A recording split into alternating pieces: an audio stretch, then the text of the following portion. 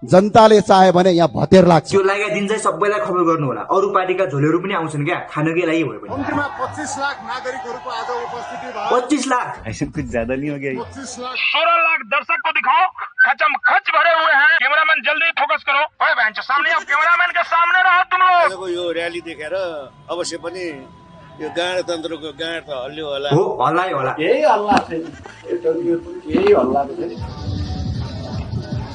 यो पुलिस भाइलाई पनि स्वाद लागेछ कि क्या हो? राजा आउला नआउला आफ्नो ठाउँमा छ, तर अस्ति जुलुसमा चाहिँ धेरै रमाइलो भएछ। मलाई त रमाइलै मात्रै लाग्यो त्यो दिन। अनि म चाहिँ नाचेको नाचै। हामी चाहिँ हेरेको हेरे, हामी चाहिँ हेरेको हेरे। यस्तो भन्न पाइन्छ। त्यही त सन्तान छैनन् भनेर त्यसरी हेप्ने हो। त्यो निसन्तान त ओलीले किन चाहियो? यत्रो देशैभित्र खानु पर्यो। गणतन्त्र धोका हो।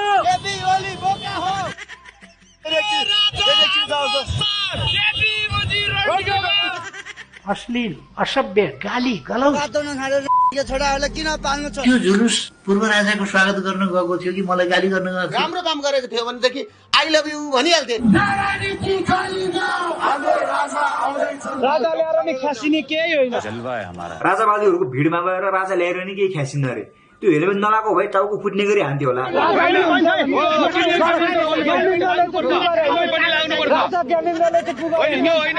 यता फेरि अर्को बहादुर नेपालीले राजावादीहरूको भिडमा गएर राजाकै विरोध गर्दै हुनुहुन्छ। 17,000 मान्छे मर्या, किन राजतन्त्र आउनु पर्यो? राजावादीहरूको बिचमा उभिएर राजाकै विरोध। वाह, आठ त तैले गरेकै होस् माने त। के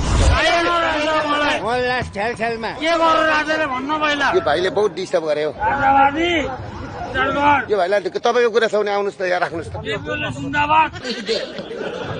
जिन्दाबाद। एमालेहरूले यस्तै मान्छे पठाउँछन् क्या, रक्सी खुवाएर झमेला हालिदिनलाई पठाउँछ।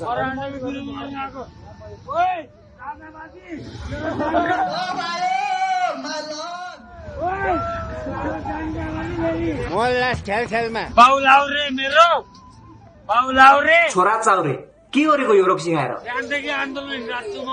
रक्सी आएर बिहानदेखि आन्दोलनमा हिँडिरहेको छु। के आन्दोलनमा हिँडेको हो, कसको सपोर्टमा कसको विरोधमा पनि थाहा छैन क्या। हातमा नेपाली झण्डा बोकेर राजाकै विरोध, बरु एमालेको झण्डा बोकेर विरोध गरे हुन्थ्यो नि। अर्को जोडियालाई पनि हेर्नुहोस् यहाँ।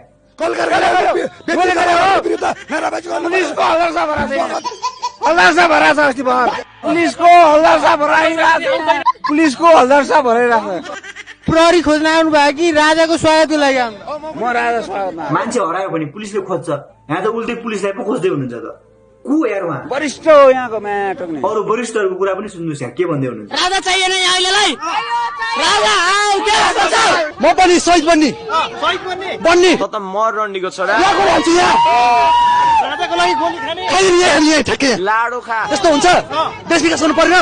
कतै रोजगारको अभाव छ, यहाँ पढाइ शिक्षाको अभाव छ। पढ़ने लिखने वाले छात्रों को राजनीति से दूर रहना चाहिए। तब पढ़ाई लिखाई में ध्यान लगाओ, IAS बनो और देश को संभालो। लेकिन नहीं, तुम्हारे गाँव में चलूने पढाइ शिक्षाको अभाव छ। स्कुल ड्रेस लगाएर झोलामा किताब बोकेर पढाइ शिक्षाको अभाव छ अरे। प्रधानमन्त्रीज्यू के भन्न चाहनुहुन्छ? विद्यार्थी बाबुलाई मेरो के सुझाव छ भने राम्रो पढ्नुहोस् अनि विदेश जानुहोस्। नेपालमा कम त पाइन्न। काम खोज्ने होइन, काम सृजना गर्ने शिक्षा दिन गइराखेका छौँ। दिएको त्यही हो। अस्ति एउटा टिचरले विद्यार्थीको गाला सिकाइदिएछन् तातो पन्युले। त्यसमा छन् टिचरहरू। तनहुको भिमाद नगरपालिका 6 मा रहेको प्रभात एकाडेमी बोर्डिङ स्कुलकी लेखापाल सुषमा श्रेष्ठले पन्यु तताएर विद्यार्थीको गालामा डामेर यातना दिएकी छन्। के पारा हो? म चाहिँ राजतन्त्र हुने बेला सानसानो थिएँ, मलाई राजतन्त्रको बारेमा खासै थाहा पनि छैन। तर त्यति बेला मैले न्युज मिडियामा अहिले हेर्दाखेरि हाम्रो राजा हुने बेला सान के थियो? राजाको सान थियो भन्दा पनि भित्र जनताको अवस्था कस्तो थियो भन्ने कुरा हो क्या मेन। म चाहिँ राजतन्त्र हुने बेला सानसानो थिएँ, मलाई राजतन्त्रको बारेमा खासै थाहा पनि छैन। थाहा छैन भने यहाँ सुन्नुहोस्। राजाको शासन यस्तो थियो म भन्छ, राजपरिवारले र दरबारले नचाहेको मान्छे विदेश जान पाउँदैन थियो। पासपोर्ट चाहिँ दरबारभित्र बन्द थियो। बोल्ने स्वतन्त्रता थिएन, संगठन गर्ने स्वतन्त्रता थिएन। महिलाहरूलाई यो लेभलको चाहिँ निर्णय प्रक्रियामा सहभागिता थिएन। बुझ्नु पर्यो यो कुराहरू। किनभने महिलाहरू त राजा गर्नुपर्छ भनेर उफ्रिँदै छन् त। जब जब देश संहार हुन्छ तब महिला उठ्छन्। अब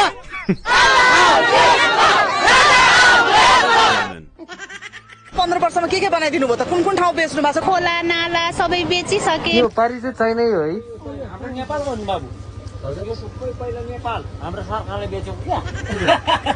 सिरमा सरकारले बेच्मा राजा ल्याउनको लागि आओ ल्याइस राजा। राजालाई यहाँ नारायण हिटीमा ल्याउँदैछौँ। किन ल्याउने तर? राजा ल्याउनुको उद्देश्य नेपाललाई नेपाल बनाउन। नेपाललाई नेपाल बनाउने भनेर अनि उत्तर प्रदेशको सीएम को फोटो किन हो फेरि? यूपी के सीएम योगी आदित्यनाथ के पोस्टर लहर रहे म योगी आदित्यनाथलाई भेटे पनि फोटो खिचेर हाल्छु के बिग्रिन्छ त मान इज्जत र प्रतिष्ठा भएको मान्छेले राज संस्था खोज्छ जो रात दिनै तपाईँको जाँड धोगेर आफ्नै चेलीबेटी बेच्न खोज्छ त्यसले राजा खोज्दैन बस त्यति हो सुन्नुभयो नि उहाँको लोजिक जसले राज संस्थाको विरोध गर्नुहुन्छ उहाँहरू सबैजना जडिए आफ्नो चेलीबेटी बेच्नेहरू हो को हुनुहुन्छ तर कमेन्ट गर्नुहोस् त हामीलाई राजा चाहिन्छ मेरो राजाले के गर्यो राजाले के गर्यो भन्छन् के कहिले त्यही त सबैले राजाले के गर्यो